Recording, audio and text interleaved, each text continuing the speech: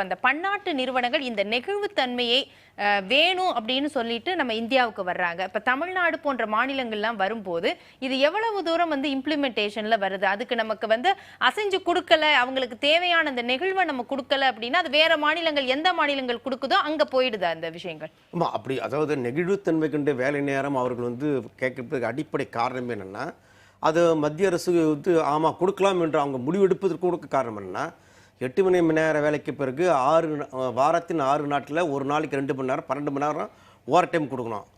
Over time கொடுத்தா நீங்கள் 6 2 8 2 10 மணி நேரம் வேலை செய்கிறீங்கல்ல, அது ஓவர் டைம் இல்லாமல் நீங்கள் 12 மணி நேரம் வேலை செய்யுங்கன்றது தான் வீக்லி 70 ஹவர்ஸ் ஒன்று. ரெண்டாவது, நெகிழ்வுத்தன்மை கொண்ட அந்த வேலை நேரத்துக்கு நான் என்ன சொல்கிறேன்னா, ஐரோப்பாவிலேயோ ஆங்கிலம் பேசுகின்ற ஆஸ்திரேலியா அமெரிக்கா போன்ற நாடுகளில் இருக்கக்கூடிய தன்மை வேறு. என் பேர் மகேந்திரன். நான் அந்த பிஸ்னஸ் கிட்டத்தட்ட ஒரு 18 வருஷமாக பண்ணிக்கிட்டு இருக்கேன். ஆனால் இது குடும்பத்தை ரன் பண்ணுறதுக்கு கொஞ்சம் போதுமான இல்லை. இருந்தாலும் இந்த பிஸ்னஸ் நான் ஆரம்பத்துலேருந்து பண்ணிக்கிட்டு இருக்கனால இதை பண்ணிக்கிட்டு இருக்கேன். ஆமாம், அதிகமான வெயிலில் நிற்கணும், பிளாட்பாரத்தில் நட்டமே நின்று வியாபாரம் பண்ணணும். என்னத்தை பண்ணுற குடும்பத்தை கொஞ்சம் ரன் பண்ணுறதுனால நின்று தான் ஆகணும்னு சூழ்நிலை. அதாவது கிட்டத்தட்ட ஒரு 10 ஹவர் 12 ஹவர் வேலை பார்க்கணும் சார். 12 ஹவர் வேலை பார்க்கணும். காலையில் 5 மணிலேருந்து சாயந்தரம் 6 7 மணி வரைக்கும் நிலையாக நிற்கணும், வெயிலே நிற்கணும். வருமானம் ஒரு நாளைக்கு 700 வியாபார பிஸ்னஸ் ஓடுறத பொறுத்து தான் சார் கிடைக்கும். அரசாங்க தரப்புலேருந்து கொஞ்சம் இந்த கரும்பு ஜூஸ் பிஸ்னஸ் வெயில் டயத்தில் கொஞ்சம் பாதுகாப்பு கொடுக்கணும். ரோட்டில் கார்பரேஷன் ஏதாவது ரொம்ப ரைடு இல்லாமல் கொஞ்சம் பாதுகாப்பு கொடுத்து கொஞ்சம் இது பண்ணணும். இந்த வெயில் டயத்தில் மக்களுக்கு நாங்கள் ஒரு இதாகவே செய்கிறோம்ல நாங்கள். ஆனால் வெயில் டயத்தில் வரவங்களுக்கு இந்த ஜூஸ் மூலமாக நல்லது. கரும்பு ஜூஸு மஞ்சக்காமாலை வராது. அப்புறம் மற்றபடி உடலுக்கு ஹெல்த்தியான ஃபுட்டு வேறு அது. அதனால் கொஞ்சம் கவர்மெண்ட் தரப்பில் கொஞ்சம் பாதுகாப்பு கொடுத்து கொஞ்சம் இது பண்ணணும். கவர்மெண்ட் தரப்பில் பாதுகாப்பு கண்டிப்பாக வேணும். ஜெய்சங்கர் அவர்கள்ட்ட நின்றுக்கிட்டே இருக்கணும் அப்படின்னு அவர் சொன்னார். இப்போ காலையிலேருந்து நின்றுக்கிட்டே இருக்கணும் அப்படிங்கும்போது இப்போது இந்த விஷயங்கள் நம்ம ரொம்ப கவனத்தில் எடுத்துக்க வேண்டியதாக இருக்குதா? அதாவது தொழிலாளர்களுடைய ஆரோக்கியம், நம்ம ஒரு வேலை வரைக்கும் அவங்கக்கிட்ட வேலையை வாங்கிக்கிட்டு கசக்கி புழிஞ்சிட்டு தூக்கி எறியக்கூடிய ஒரு சூழ்நிலை தான் இன்னமும் இருக்குதா? அல்லது இவங்க இவ்வளோ நேரம் அவங்க பணியாற்றுறாங்க, அவங்களுக்கானது இந்த முறைசாரா தொழிலாளர்களாக இருக்கட்டும் அல்லது அமைப்பு சார்ந்த தொழிலாளர்களாக இருக்கட்டும், அவங்களுக்கு தேவையானதை செய்யுதா அரசு? கண்டிப்பாக இல்லைன்னு தான் சொல்லணும். இப்போ பார்த்த வீடியோவில் கரும்பு ஜூஸ் செய்கிறவங்களுக்கு இது போன்ற நிறைய தொழில்கள் செய்கின்றவர்கள் 10 மணி நேரம் 12 மணி நேரம் அவங்க நின்றுட்டே தான் செய்யணும்.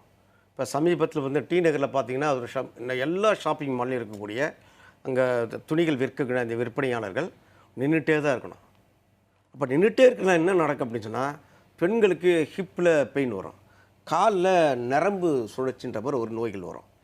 இப்போ இந்த பிரச்சனை வந்தபோது இது கேரளா அரசு நாங்கள் முறையிட்ட பொழுது அங்கே யாரும் நிற்க வேண்டியதில்லை, கஸ்டமர் வரும்போது மட்டும் நின்று சர்வீஸ் பண்ணால் போதும், மற்றனா ஸ்டூலில் உட்காரலாம் என்று அரசே அங்கே சட்டத்தை போட்டு இங்கே எங்கேயுமே ஸ்டூலே பார்க்க முடியல. ஆனால் இங்கேயும் அது சொல்லி ஒரு தமிழக அரசு இப்போ நடைமுறைக்கு கொண்டு வந்திருக்கிறாங்க. நான் வார்த்தை அளவில் இருக்கக்கூடாது எதுவுமே. தொழிலாளிகளை பாதுகாக்கின்ற விஷயம் என்பது சட்டமாக இருக்க வேண்டும்.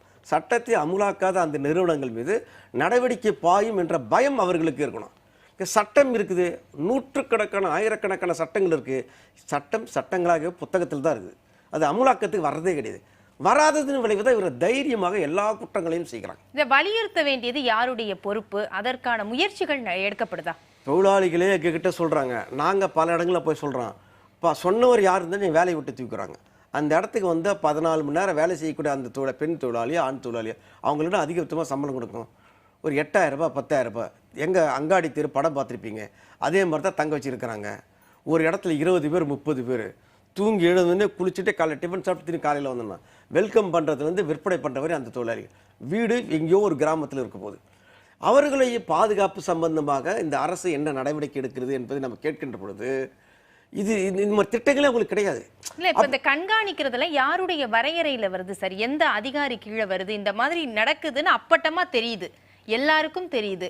ஆனா இந்த இடத்துல நடவடிக்கை எடுக்கிறது யாரு? அதை போய் இன்ஸ்பெக்ஷன்ங்கிறது போறாங்களா?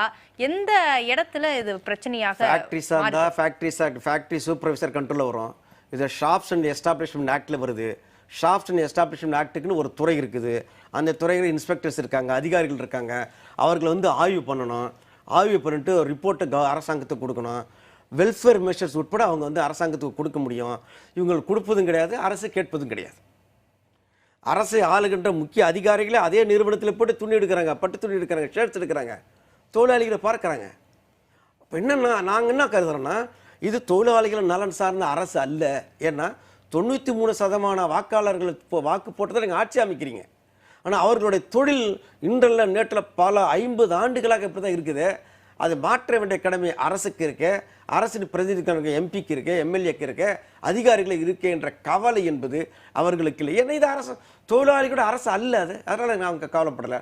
தொழிலாளர்கள் அரசாக இருந்தால் தொழிற்சங்கங்கள் கூப்பிட்டு வச்சு பேசியிருப்பாங்க, தொழிலாளர்கள் நலன்களை தொழிலாளர்கள் சொல்வதையும் கேட்டு தனி அமைச்சகமே இருக்கே சார். இருக்கு, ஒரு தனி அமைச்சரே போட்டிருக்காங்களே தொழிலாளர் நலத்துறை அமைச்சர். அப்ப இவ்வளவு தொழிலாளர்கள் கஷ்டப்படும் போது அப்ப அதெல்லாம் எதுக்கு கீழே வருது?